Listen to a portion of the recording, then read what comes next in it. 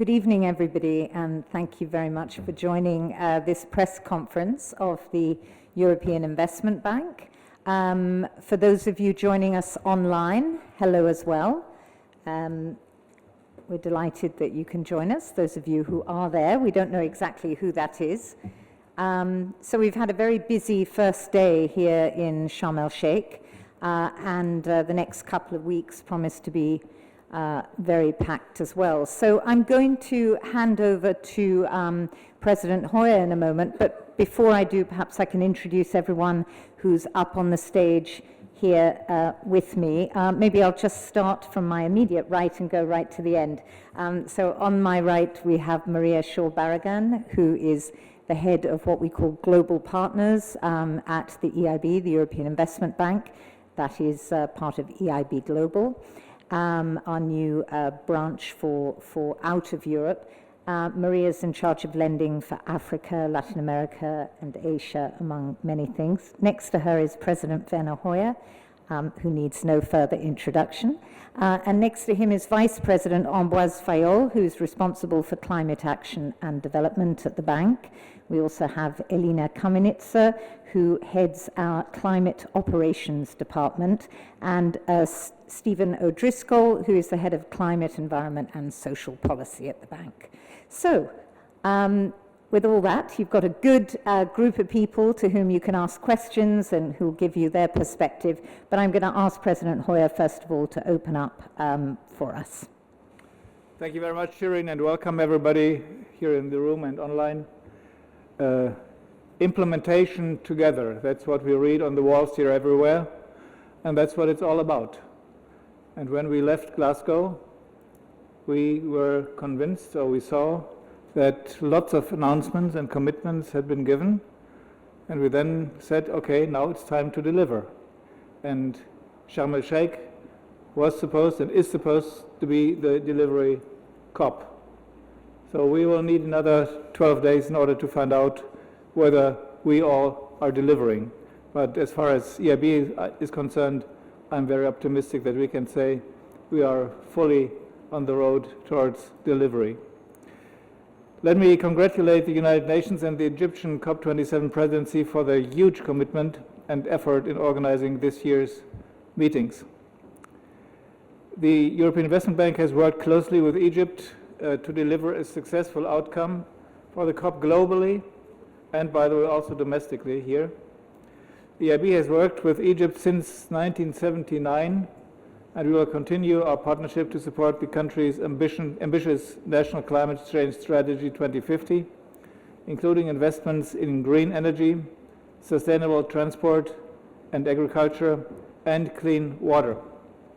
Later this week, we are going to announce new projects that will accelerate the country's green transition and strengthen resilience to climate change impact. Crisis is the background to COP. Last year, the COP conference took place during the pandemic.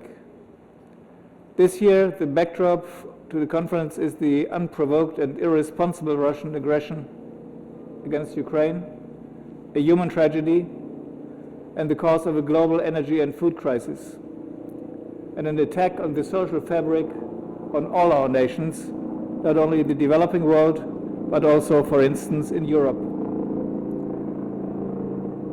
The war and the resulting crises have increased the risk of a global recession, and we know all too well who will suffer most. The poor will lack the economic resources to weather the storm.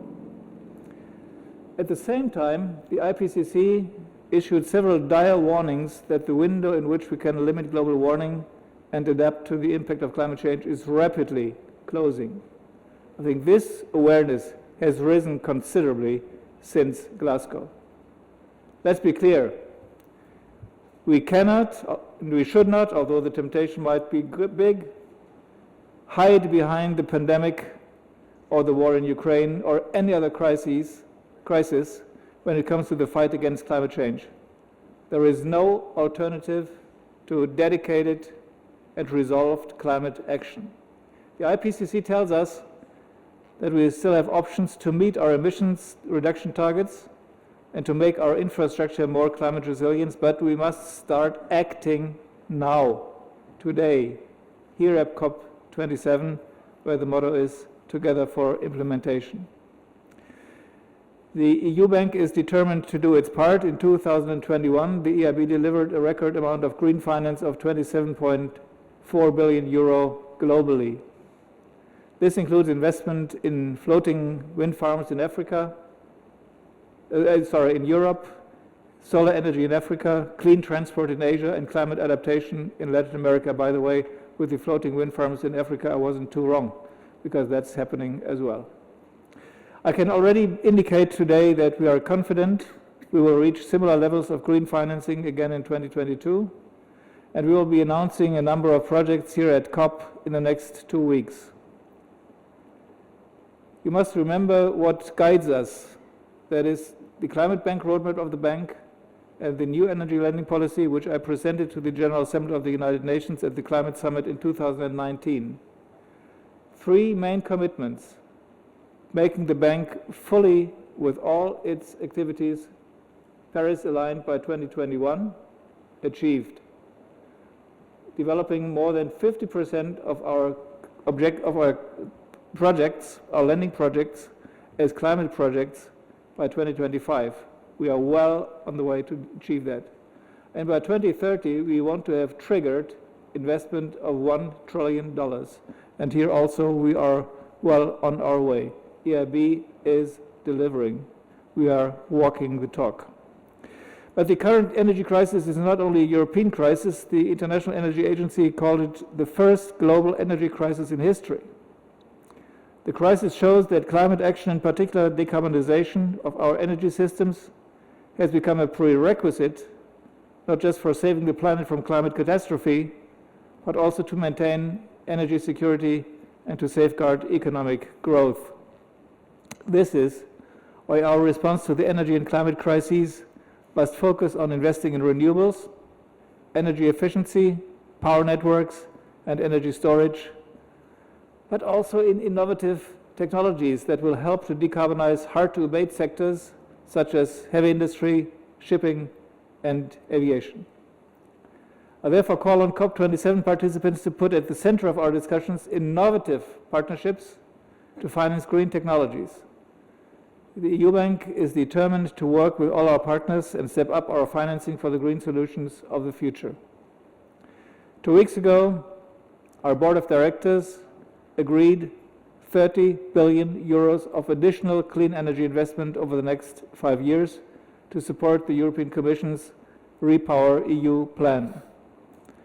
This extraordinary initiative will help the EU to escape the shackles of fossil fuel dependency, to meet its climate goals, and to contribute to the decarbonization of the global economy.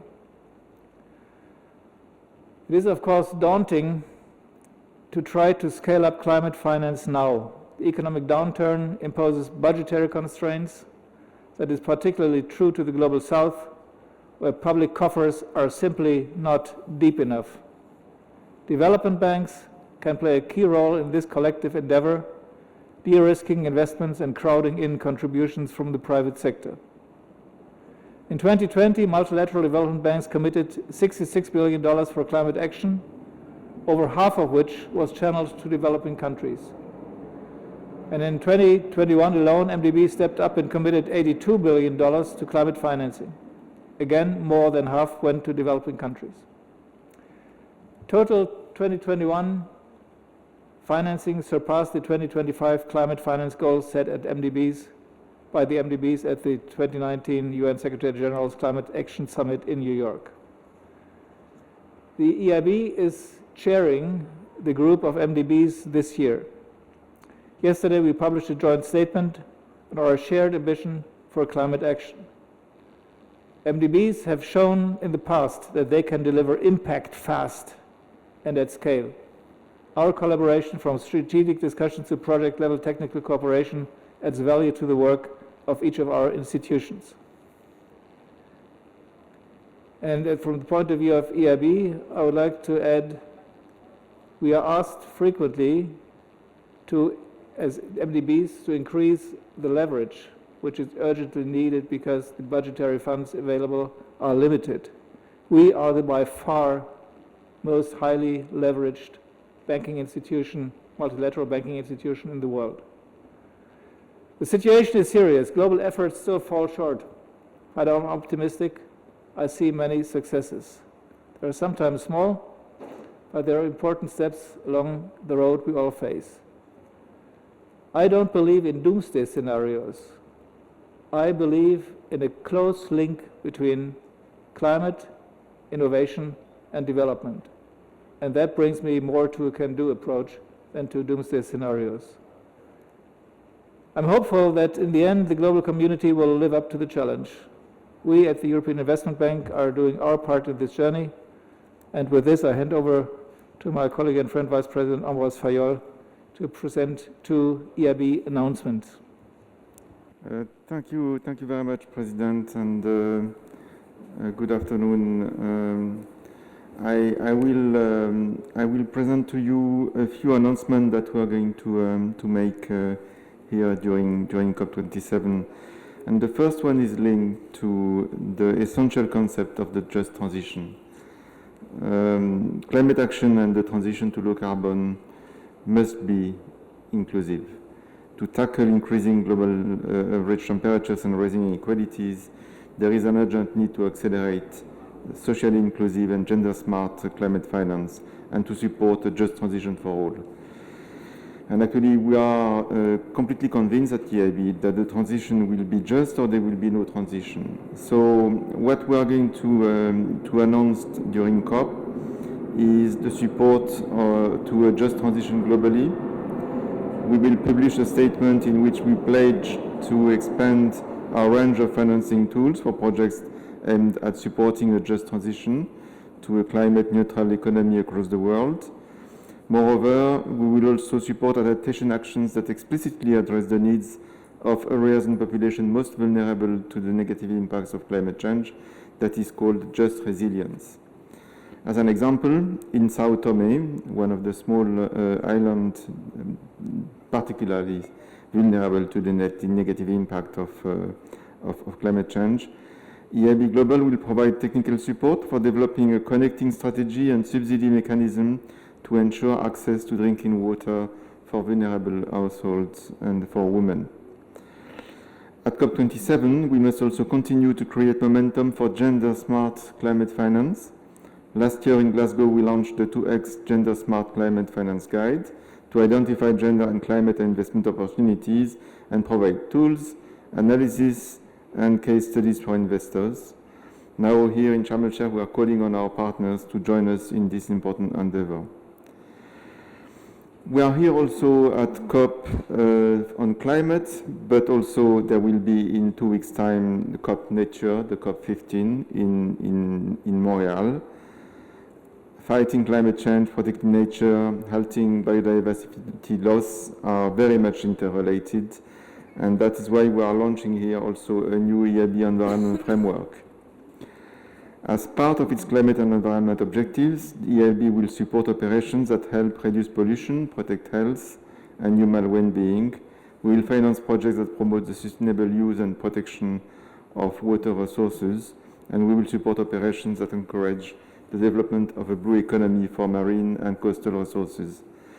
EIB will also help speed up the shift towards a more circular economy and increase its contribution to reversing global biodiversity loss and ecosystem degradation.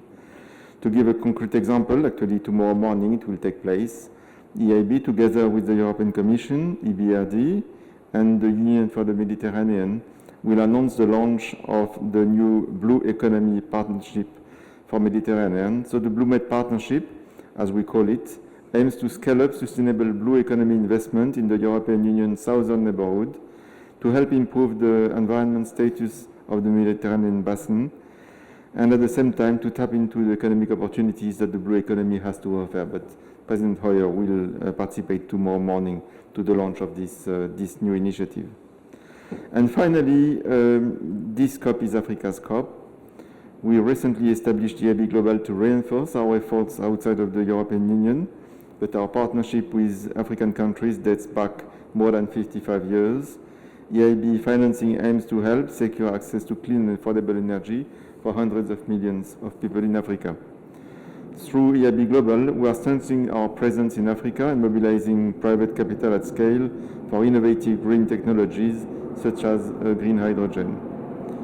In addition, in line with our commitment to triple our adaptation finance by 2025, we are keen to contribute to the Africa Adaptation Acceleration Program, AAAP, that has been launched by the African Development Bank in link with the GCA, Global Center for Adaptation, and that will mobilize $25 billion for climate change adaptation on the African continent. Let me conclude by saying that there has been tangible progress since Paris Agreement was adopted in 2015, but we are yet not there to be on track for net zero.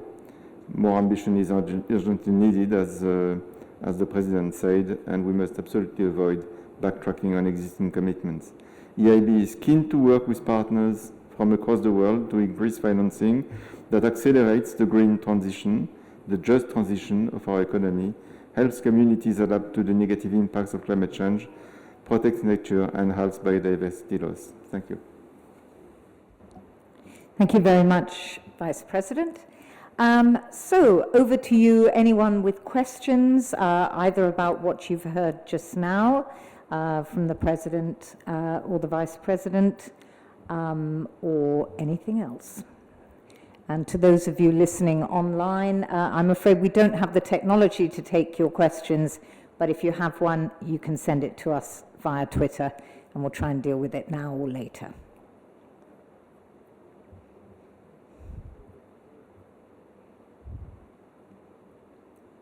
There's a question from the gentleman there.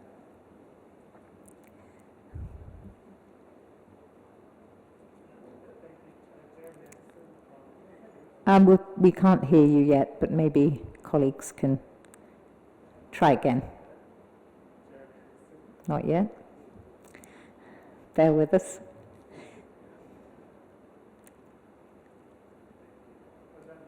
Not yet. Yeah, come on up, come and join me.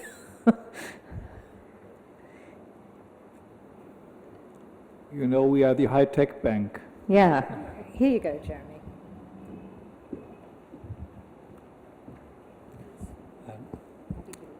Okay. Jeremy Anderson from the International Transport Workers Federation.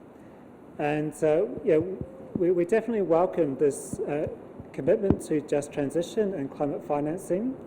But could you say a bit more in terms of the workforce element of just transition, which stems, of course, from the preamble of the Paris Agreement, and how we make sure that the initiatives you've been talking about in the launch today, that's our people, we represent aviation workers, how we can make sure that the commitment of the Paris Agreement, also the COP27 Just Transition Declaration, is reflected closely in terms of the commitments you've been announcing today around climate finance. Thank you.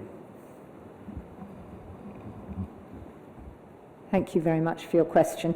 I don't know if colleagues, President, would you like to come back on that initially? Let me begin and then give the colleagues the opportunity to add if they would like to. I mean, just transition is a very, very ambitious word. We used it officially in 2019 when we presented the new energy lending policy of the bank, to a large extent developed by this gentleman and our colleagues here to the right. Because at that time I had the pleasure to speak in the General Assembly of the United Nations during the Climate Week, and I committed for the bank to have the bank Paris aligned by 2022. We achieved that in 2021. To have 50% of all our lending related to climate projects, tough scrutiny guaranteed. And thirdly, to have triggered climate-related investment by 2030 at an amount of not less than 1 trillion euros. And we are well on track to go there. when I had this speech in the General Assembly in New York, I did not have a vote of my board for this. So I saw some eyebrows raised when I returned to Luxembourg. And when we had the next board meeting, some of the board members asked serious questions, but I need a support for this idea. We would have looked pretty bloody stupid if the board would have said no to what I had already announced in New York. And during that meeting, I had almost constant phone calls with ministers, because that went partly beyond what a board member would take upon her or his shoulders. They wanted to have the consent of their ministers. And in one case, I talked to several times on that day with the Prime Minister. And I told him at the end of the day, after a long discussion, that, Mateusz, when the last coal miner in southern Silesia will leave the coal mine, he or she, probably he, is not going to be the head of a digital startup in 2 weeks. We need to help these people to master this transition. So from that point of view, from the beginning, the social dimension of this transition was center stage for us. And now we're in the situation that we need to deliver the same thing on the global scale. And that is even more difficult, because the present economic situation, the present energy situation, present budgetary situations, and in view of the war triggered by Russia against Ukraine, the hunger situation is bringing us close to the demand for quick fixes. But the quick fix is something that might bring you into the temptation to put the climate ambitions onto the back burner and concentrate on what needs to be done right now, and burning a little bit more fossil fuels for that good cause. We have rejected that idea. We said we stay the course because we believe that, for instance, in view of the terrible war, and lawyers might decide whether it's genocide or not, but this calls for the recognition of the fact that we must get rid of our dependencies from fossil fuels. So this is a wake-up call to take climate change and energy transition seriously. And again, when we tell this to the people in some countries of Africa, for instance, we must then tell them also what is in this for them. How are we going to help them to perform this energy transition? Because otherwise they might be tempted to go exactly for fossil fuel burning we have done over the last 200 years in Europe. So therefore, this basic and very fundamental idea of fair transition and the social dimension of it must be center stage, whether we are acting in Europe or outside. Sorry for the long answer, but you should feel that this gets really close to my convictions and to my heart. I think the President said it all. Just add one point. We have developed the concept of the JETP, the Just Energy Transition Package,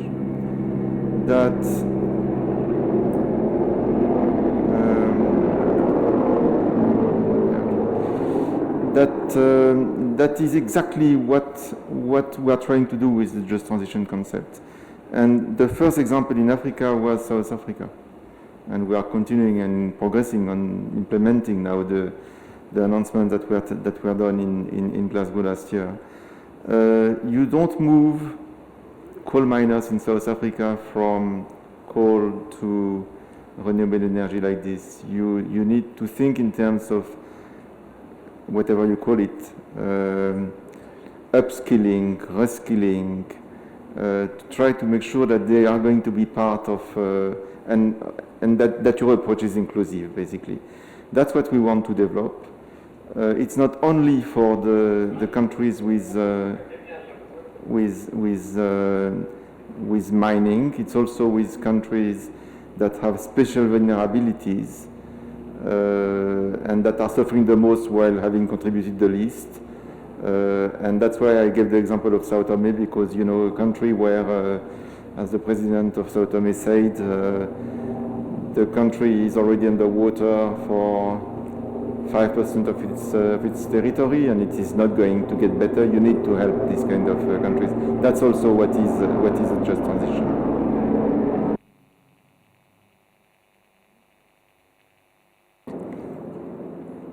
Maria. Yeah, thank you. Maybe what I wanted is to address specifically the transport sector, because you mentioned you're from the International Transport Workers organization. And in this sense, transport, of course, there's many ways of transport, and we keep hearing over our heads right now. But there's some that are hard to abate. And greening transport, and therefore creating green jobs in transport, is going to be also one of the very important ways to achieve the goals that we are discussing here at COP. So how to make sure that not only individual transport, but and Vice President Fayol was mentioning in South Africa, one of the things that we're looking at is freight, and putting more freight on rail instead of on the roads. This will have consequences, but it can also create new jobs that are more aligned with the South Africa that can be competitive. So this is the type of conversations that are happening and the aspects that we're looking at in each one of our projects.